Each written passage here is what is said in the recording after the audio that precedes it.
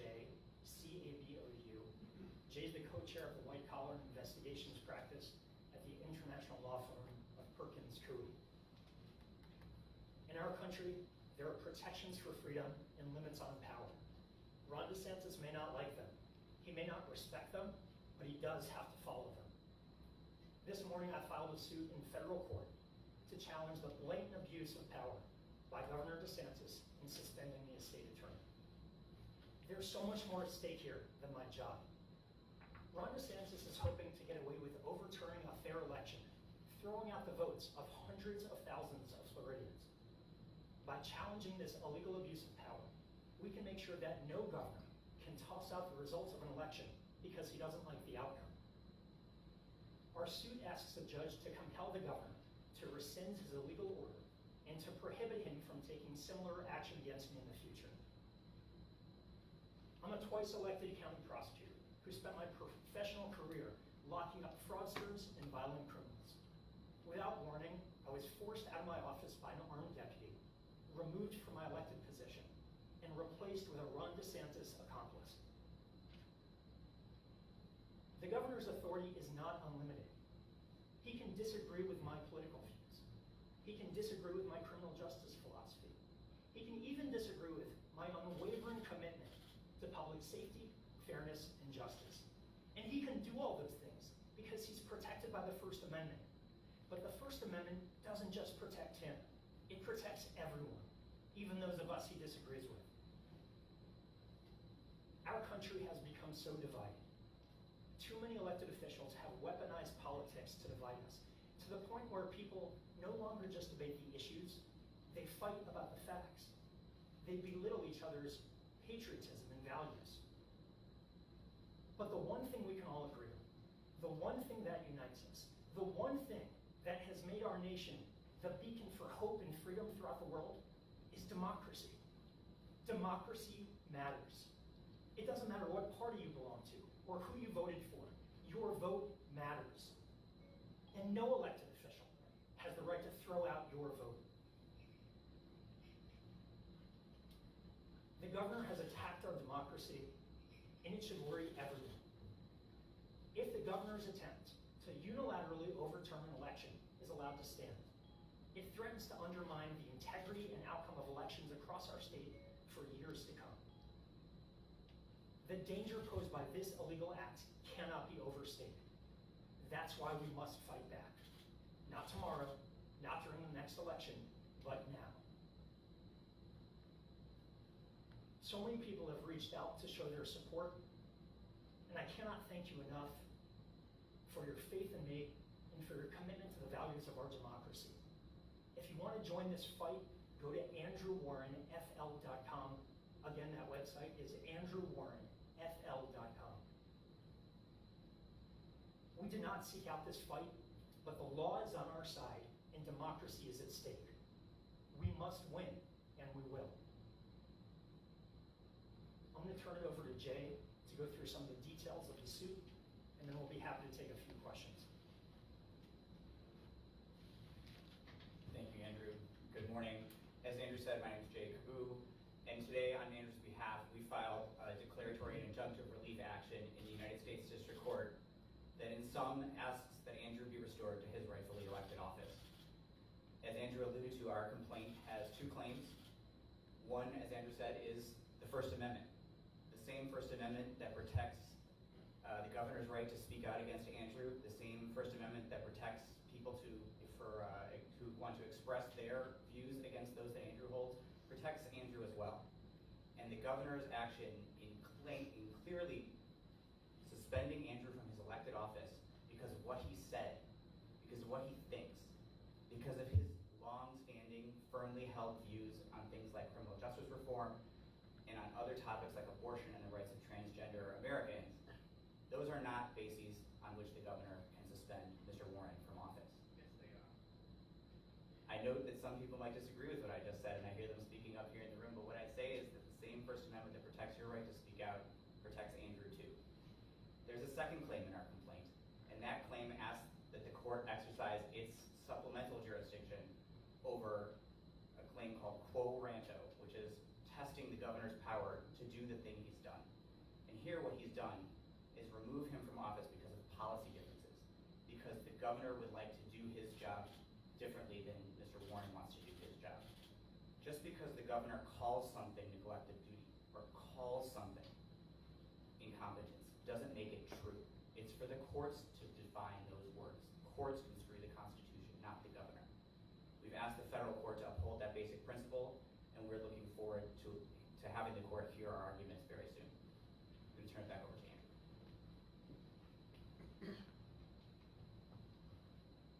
Why file in federal court versus state court? It's state laws and where he's driving his authority. So why file? I mean, either one. Why file in federal court? Because at its heart, this is about the First Amendment. This is about making sure that even though Ron DeSantis is the governor of Florida, the First Amendment still has meaning. Is your argument that you should be able to sign any kind of petition, basically, and that's not a basis for removing you from office? The argument is that the governor's executive order suspending me from office violates the law. And let's be clear, the governor has broken two laws here. But he's violated the First Amendment by retaliating against me for something that I've said. And he's violated the Florida Constitution by abusing his power to overturn an election and remove an elected official from office without any legal justification. Mr. Warren, Can you describe the steps you took to avoid blending public resources and private resources with the Florida Democratic Party Safety and Justice Task Force? I'm sorry, we're not talking. I know, Yeah. If there are questions about the lawsuit that will be filed today, I'm happy to answer them. Mr. Warren, my question is about this case moving along, and that is, this case, it looks like, at least preliminary, this case has been assigned to Judge Robert Hinkle off the street, a senior judge in the Federal District Court. My question is this: you may prevail here, but the 11th Circuit in Atlanta, where Ron DeSantis has filed a lot of appeals to lost litigation, has been a friendly forum for him. Is there a risk that a federal appeals court will, in effect, sanction what DeSantis did and make it much easier for him to do to other people what he's done to you? There are no guarantees anytime you go to court. The only thing I can guarantee is that the law is on our side, and that if the governor's allowed to do this, what's left of democracy? If the governor's allowed to retaliate against me for speaking out, what's left of the First Amendment? Do you accept that the governor was elected democratically by all the people in Florida? I'm sorry, the question is? So you're saying it's undemocratic, but the governor was elected by the people of Florida, and so how are you calling him undemocratic if he was elected? I mean, he's not a tyrant. I agree that the governor was elected in a fair and free election once, just like I was twice. And it's worth noting, by the way, if the governor thinks he can do a better job of being state attorney in Hillsborough County, he should probably look at the vote count. I received 370,000 votes in the last election there. He received, I think, about 230,000. So the governor has no role. Do you have an example of this argument, this First Amendment argument, being successful in overturning the suspension of an elected official?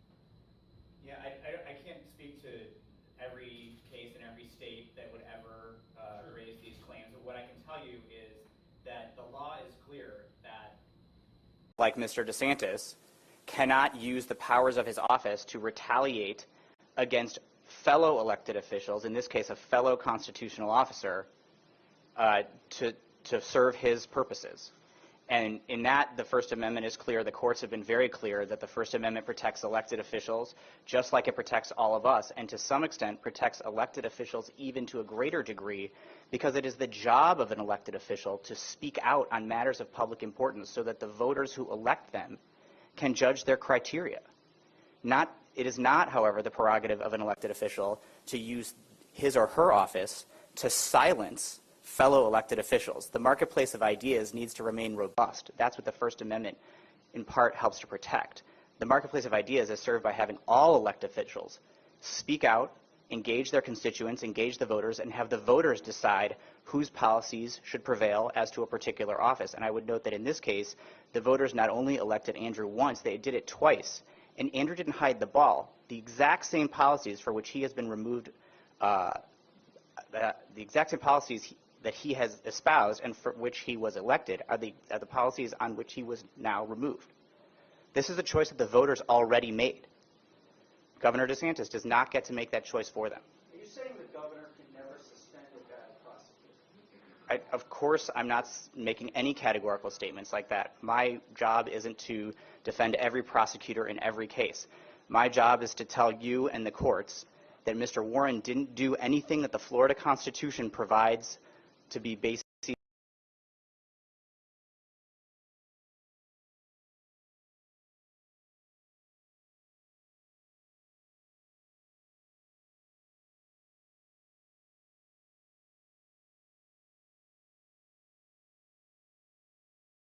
Treasury.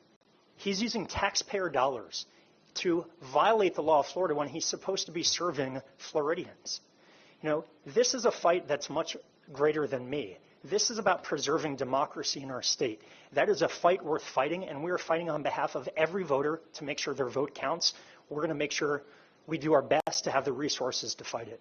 The governor mentioned several cases where you didn't push to prosecute criminals heavily as you should possibly. And one of those cases were a man who attempted to kidnap 2 children and had done so in Alabama 2 weeks prior. Why didn't you push to prosecute those criminals more heavily? So that case, the prosecution is still ongoing. You know, the governor lives in a political arena where he can say things that are just disconnected from the truth. As a prosecutor, I've spent my career in a court of law where facts matter, where evidence matters, where the truth matters, and the truth will come out in this. And let's talk about the truth. The truth is that in the 6 years I've been in office, Hillsborough County now has the lowest crime rate of any county in the Tampa Bay area, the lowest crime rate of any major county in the state of Florida. Our crime rate has gone down nearly 29% over the past several years since I've been in office. Those are the facts. So the governor doesn't want to talk about that. He wants to cherry pick this case or that case because he has to ignore the fact that I'm doing the job that I was elected to do, and I'm doing it well. That's why crime is low in Hillsborough County. Just to follow up, you're not going to release your donors? We will follow the law as we have always followed the law. Look, I put my hand on the Constitution. I put my hand on the Bible when I was sworn in, and swore to uphold the U.S. and the state constitutions. That's exactly what I've done. It's what I'll continue to do. And you're talking about, you know, the law here. Let's be clear. The governor has violated the most sacred law of our democracy, that people's vote matters. You can't just throw out people's vote because you don't like the outcome of an election. The answer is no. Other state's attorneys did not sign that letter about abortion. And in fact, they seem to be pretty surprised that you didn't see this coming. How do you respond to that? So if you're asking me whether I should have anticipated that I would be punished for speaking out freely and exercising my First Amendment right, I mean, think about the question. I have the same First Amendment right that everybody else in Florida and every American has. I have the right to speak freely about issues that are important to me. And I'm speaking out not just on an issue that's important to me. I'm speaking out because it's my responsibility as a state attorney to speak out on issues that affect the criminal justice system. That's exactly what I did, and I'm being wrongly punished for it. From your perspective, Mr. Warren, how much discretion does a prosecutor have to make a determination as to whether or not to prosecute a case or not? Where is the line, and how much latitude does it take? I mean, we could spend hours talking about prosecutorial discretion, but prosecutors have discretion, and I've exercised that discretion within the law. And we exercise discretion at every step along the way, from charging decisions to how we prosecute cases, to plea negotiations, to sentencing.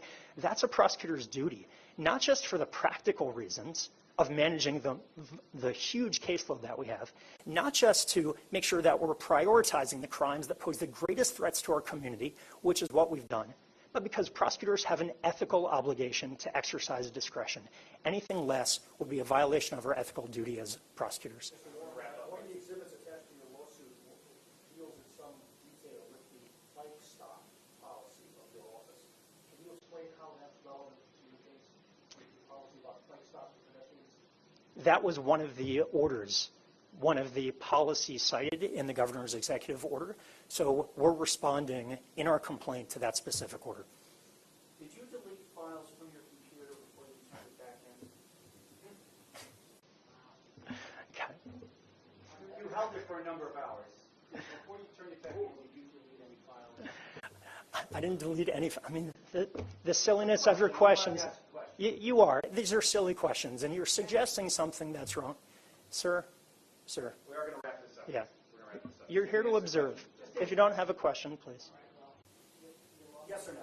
What? Did you delete files? No, of course not. In fact, when the governor showed up with an armed deputy at my office, I went to preserve files on my computer so that they weren't deleted. I was not allowed to do so, and there's a question about whether those files were saved on my office once the governor's people came in and started touching things in the office and controlling what was happening in the state attorney's office by someone who was never elected to serve as state attorney.